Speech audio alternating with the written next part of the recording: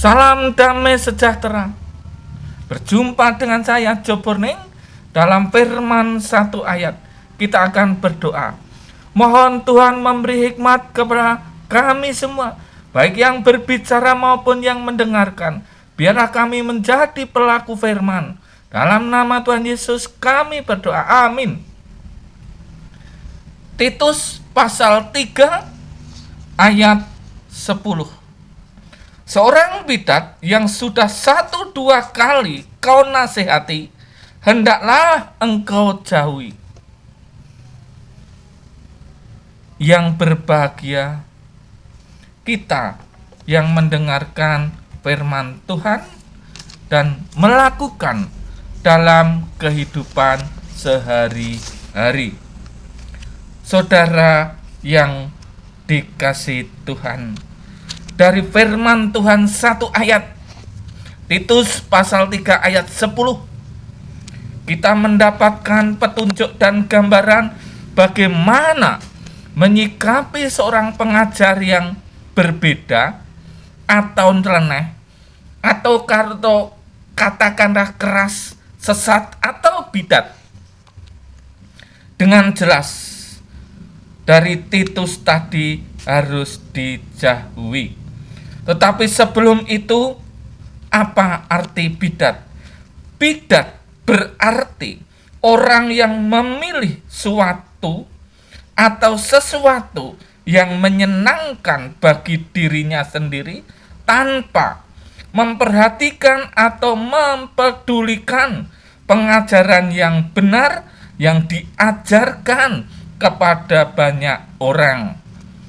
Dengan demikian, karena hanya kepuasan untuk diri sendiri, maka sering juga menimbulkan perpecahan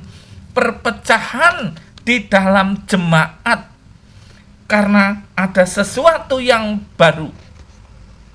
Nah, kata bidat dipakai juga untuk pengajar-pengajar atau guru-guru yang sesat. Oleh karena itu, berhati-hatilah. Nah, firman Tuhan sudah berbicara dan sudah menasihatkan. Sudah kau nasihati, nasihatilah dia bahwa ajarannya itu tidak sesuai dengan firman Tuhan, ajarannya itu dengan berbeda dengan firman Tuhan, dan bahkan dalam Petrus disebutkan, 2 Petrus pasal 2 ayat 1, demikian pula di antara kamu akan ada guru-guru palsu. Mereka akan memasukkan pengajaran-pengajaran sesat yang membinasakan. Bahkan mereka akan menyangkal penguasa yang telah menebus mereka, dan dengan jalan demikian segera mendatangkan kebinasaan atas diri mereka. Nah, saudara yang dikasihi Tuhan, dengan jelas Petrus pasal 2 ayat 2, 2 Petrus pasal 2 ayat 1 menjelaskan. Nah, berhubung dengan merasa keunggulan diri, terlebih pula mereka menyangkal Tuhan yang sudah menebus. Penyangkalan, ada penyangkalan. Jadi, siapapun yang menyangkal Kristus, Tuhan dan juru selamat, pastikan itu salah. Itu bidat. Itu sesat. Jelas, menyangkal Tuhan yang telah menebus mereka, serta memungkiri satu-satunya penguasa dari Tuhan. Sehingga penyesat-penyesat ini akan menyangkal kuasa Allah. Biasanya ini masuk ajaran Gnostik. Ajaran Gnostik yaitu ajaran penyangkalan karya Allah di bumi, juga menyangkal keselamatan dari Yesus Kristus. pastikan kalau saudara menemukan orang-orang seperti ini, cek sekalipun itu orang besar, sekalipun dia pengikut banyak, sekalipun dia bergelar apapun, ingat, cek itu, pastikan itu dia penyesat. Nah, saudara yang dikasihi Tuhan, Alkitab sudah memberi tolak ukur yang jelas berkaitan dengan penyesat, berkaitan dengan bidat. Bidat artinya sesat, menyeleweng, tidak sesuai dengan kebenaran yang asli karena menurut kehendaknya sendiri. Bahkan sering bidat mengacaukan ajaran yang sudah benar yang terdapat di dalam Alkitab.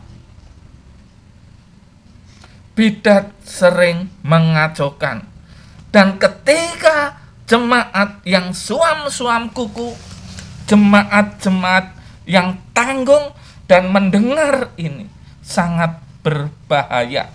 Oleh karena itu, seorang tokoh spiritual di mana ada bidat ini harus diingatkan 1 kali, 2 kali. Kalau tidak, bawa ke jemaat. Firman Tuhan menjadi jelas, hendaklah engkau jauhi, karena tidak ada manfaatnya, mengganggu pikiran, menyesatkan, dan ketika kita tidak kuat bisa jadi malah goyah. Oleh karena itu, jauhi. Dimanapun ada, penyesat ada, guru-guru palsu ada, dimanapun ada. Dan saudara juga akan menemukan itu nanti di gereja-gereja. Hati-hati, ingat, ujilah dengan firman Tuhan, ujilah dengan Alkitab. Saudara yang dikasihi Tuhan, sejak dulu, hari ini, dan nanti, namanya pengajar-pengajar sesat, pengacau-pengacau, bidat-bidat tetap ada. Dan mereka akan tetap ada karena akan dipakai oleh kuasa kegelapan, akan dipakai oleh kuasa-kuasa kegelapan untuk mengacaukan orang-orang percaya. Oleh karena itu, pastikan saudara iman yang benar bertumbuh dengan membaca, menguji melalui firman Tuhan, kebenaran firman Tuhan mutlak. Bahkan 2 Petrus pasal 2 ayat 1 sudah menjelaskan dengan tegas, seorang guru-guru palsu, mereka akan memasukkan pengajaran-pengajaran sesat yang membinasakan, mengacaukan, dan pada akhirnya menyangkal Yesus Kristus. Kenapa harus menyangkal Yesus Kristus? Karena Yesus Kristus pernah ada di dunia, dan itu akan menjadi sasaran tembak penyangkalan Yesus Kristus, manusia seutuhnya dan Tuhan seutuhnya. Dan itu akan disangkal semua. Dan itulah bidat. Oleh karena itu, hati-hati. Ujilah dengan firman Tuhan. Ketika ada penyangkalan terhadap Yesus Kristus, lekas-lekas jauhi. Lebih baik lekas-lekas jauhi mereka. Mohon juga tuntunan Roh Kudus, penyertaan Roh Kudus kepada setiap orang percaya, kepada setiap gereja, supaya selalu dinaungi kebenaran firman Tuhan. Oleh karena itu, jangan abaikan peperangan rohani. Peperangan rohani, musuhnya kuasa-kuasa kegelapan.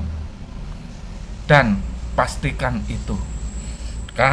Kita mohon kekuatan, senjata, perlengkapan rohani melalui Roh Kudus, supaya kita kuat menjadi umat-umat pemenang, tidak terpengaruh oleh pengajar-pengajar sesat. Yakin itu, pastikan juga setiap hari membaca firman Tuhan. Pastikan dirimu setiap hari membaca firman Tuhan, karena itu sumber kekuatan. Tuhan memberkati, Tuhan menjagamu, Tuhan melindungi. Amin.